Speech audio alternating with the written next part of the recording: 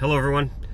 I'm in my truck here. My son is in the Crosstrek behind us, and we are headed to Dos Hombres mine again. It's a place I've been before, and we're going to camp out tonight.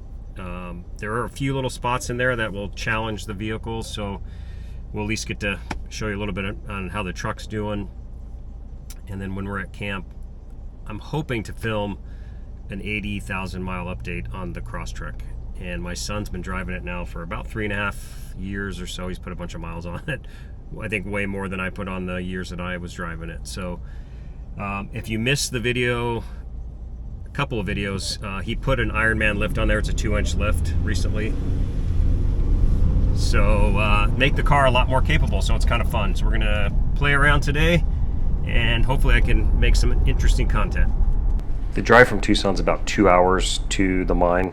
And there's a couple ways to get there. You can either go down to Pierce and come up that side, or you can go to Middlemarch Pass Road and head out the way we did on this occasion. And the Dragoon Mountains are real pretty, super nice area. Very flat, straight dirt road over here with old mine sites on each side of the road. You just kind of look out for them. Nothing really to look at, but they're there. And it's real high speed, as you can see. We're cruising along here. And once you get to, you'll see a sign coming up, you'll be down to Pierce, down to the right, or you can continue on to the mine. And we aired down here, and then just to make the ride a little bit easier. But my son was noticing it felt a little too low, so we stopped to kind of check that out. Well, let's put some air in it, man.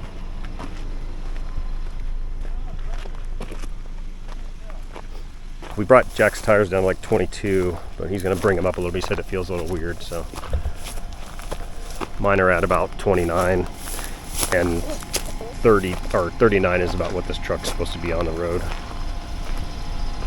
After airing Jack's tires back up, we got back on the road here. The road's really pretty decent still at this point, and then as you get closer to the mine, there's a few little spots you got to be careful with. Really nice old windmill. This is kind of for the cattle, I think, just pulling the water up. So this is always an interesting spot here, especially for the Subi, since it just doesn't have the articulation, and it's of course hard to tell, but all right, here he goes.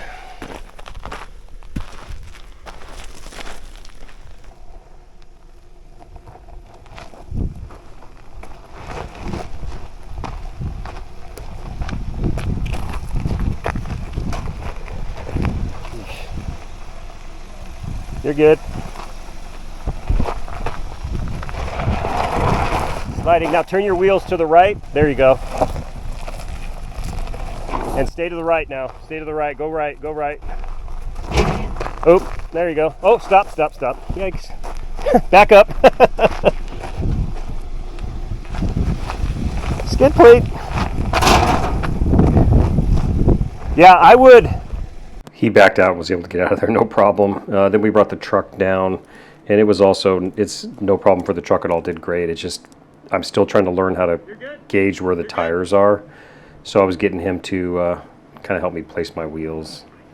And that center gouge is actually pretty big. The video really doesn't do it justice. You kind of saw Jack slid in there a little bit.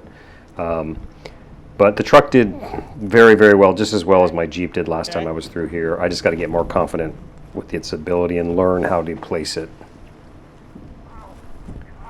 Jack just tripped right there.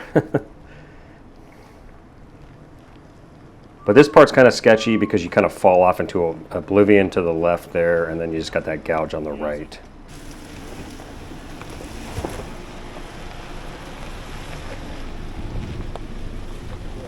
Like a glove. And again, just a little bit more washed out area. Just gotta place your tires in the right spot. Nothing too hard here.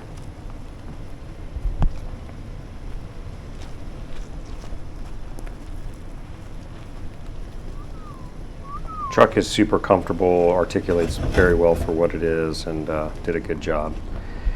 And then you continue on down towards the mine. And again, gets rocky, narrow, and a little bit off camber, but nothing super crazy after those couple little spots. And then we were arriving, it was probably around 5 in the evening. The sun was getting ready to set. Super windy and kind of getting chilly, but I didn't film too much as far as that night, but we set up camp and then kind of hit the sack.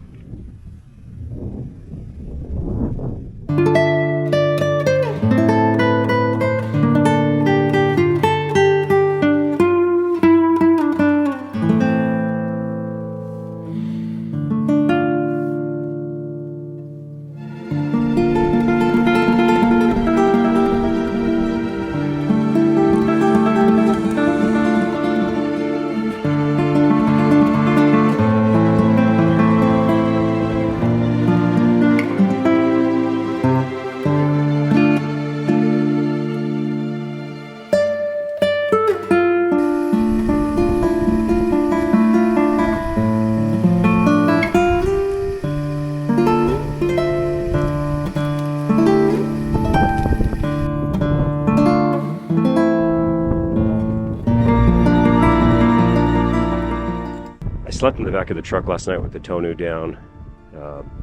It was chilly, but I had my bag and my this big old quilt blanket my mom made me a couple years ago. It wasn't horrible, got some sleep.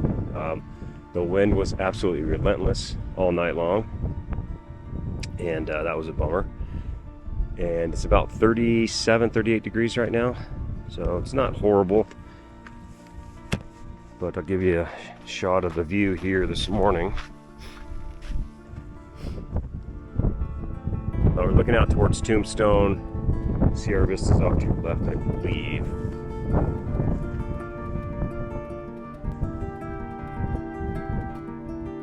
That's a pretty view. We're going to check out the mine a little bit here. I think my son was cold because silly boy did not bring any pants. He was up here a week ago and it was like super warm. We've had a cold, for us, a cold snap.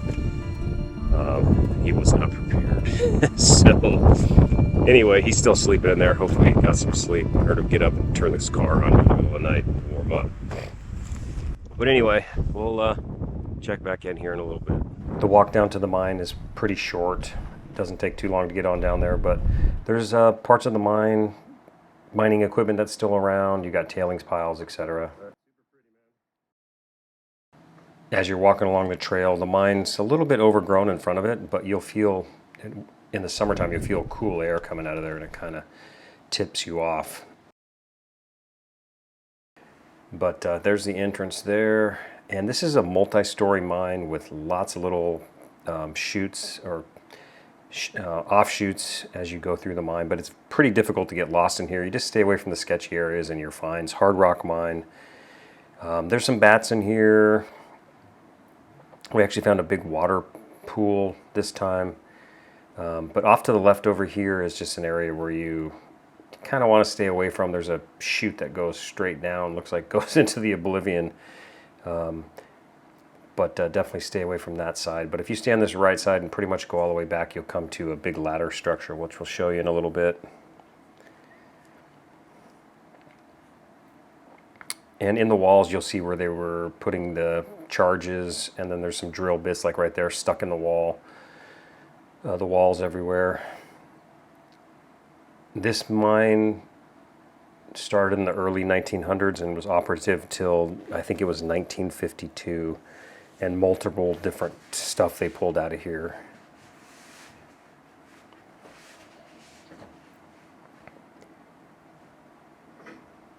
And as you get further towards the back, the floor is pretty wet, so you want to bring some waterproof boots or shoes or something.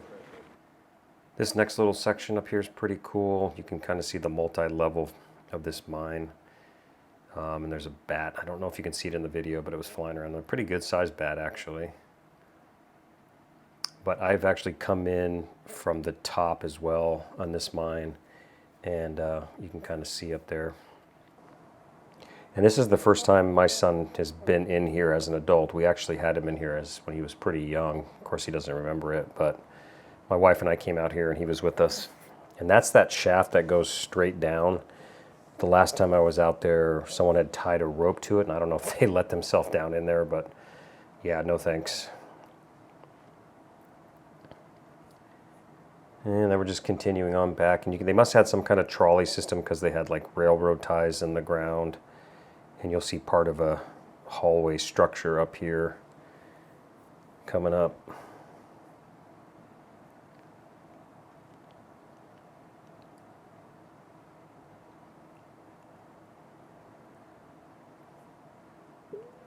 Here you go. Here's that structure. And there's a lot of dead ends in here where they must have followed or thought they were following the vein of whatever they were looking for.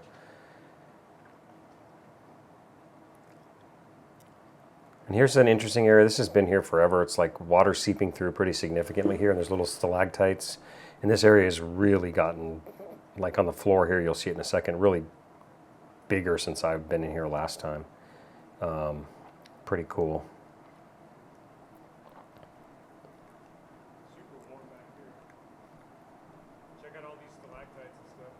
And there's a significant temperature change. It's definitely warmer in the back. And there on the floor, you can kind of see the water. It's starting to get a little wetter back here.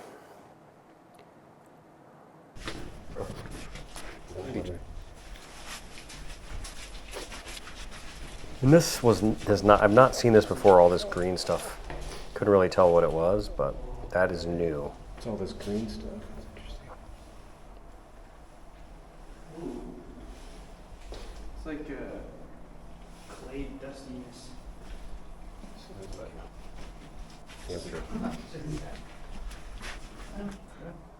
And then here's the ladder structure. And this thing looks like it goes up a couple of stories at least. Never even come close to attempting to climb on it. But it's pretty cool to see. And then this looks like all kinds of crazy chemicals or something back here on the back side of the ladder. But yeah, it's a pretty impressive build here. When you look, we're going to look up here in just a second. You can see how high it goes, at least partially. Pretty cool.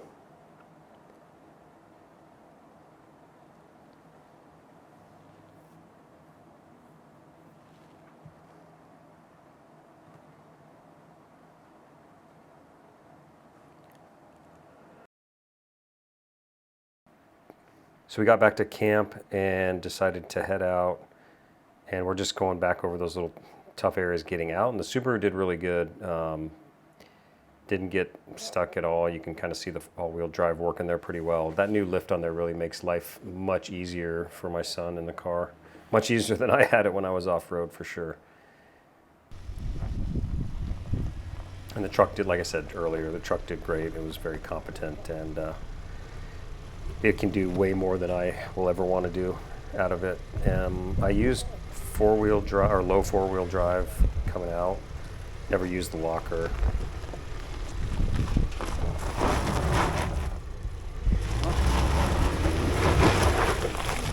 Oh, Dad!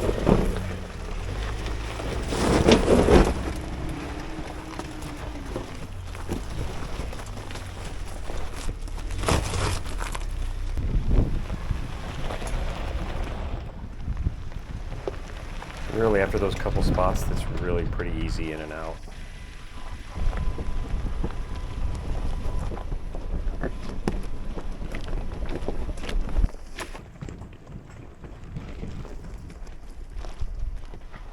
Currently I have the car in trail control mode, so I've got it set to 7 miles an hour so you can really hear the ABS working.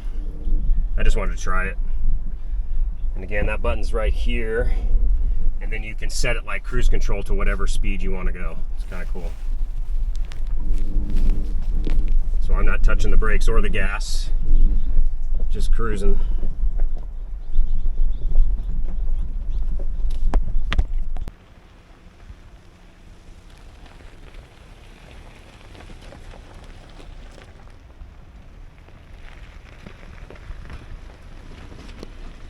And then we actually went down towards Pierce to get out of there.